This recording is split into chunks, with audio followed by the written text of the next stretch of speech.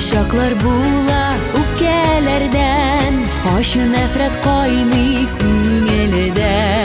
Şul şaklarda canlı ürütürge, bir жылы söz yite künelige.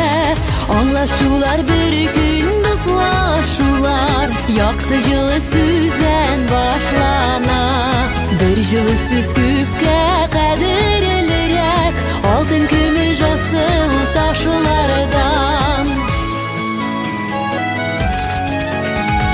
Merhamet hem nefret arasına, koyup bulmayı bülü sızığı. Yaman sözler baş kızığı bulsa, жылы sözler canın azığı.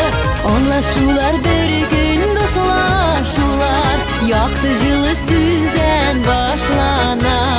Bir жылы söz küpke kadirlirik, altın kümüş asıl taşlardan. Anlaşular bir gün dostlaşular, yaktı жылы sözden başlana. Bir жылы söz küpke kadirlirik, altın kümüş asıl taşlardan.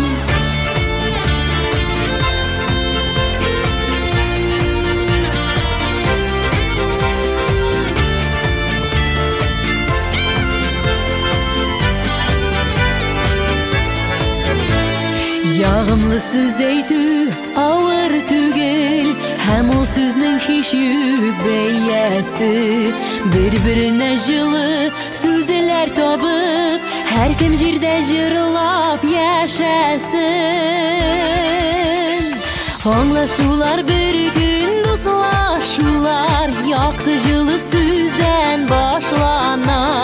Bir жылы söz küpke kadirlirik, altın kümüş asıl taşlardan. Anlaşular bir gün dostlaşular, yaktı жылы sözden başlana. Bir жылы söz küpke kadirlirik, altın kümüş asıl taşlardan. Anlaşular bir gün dostlaşular, yaktı жылы sözden başlana. Bir жылы söz küpke kadirlirik, altın kümüş asıl taşlardan. Anlaşular bir gün dostlaşular, yaktı жылы sözden başlana. Bir жылы söz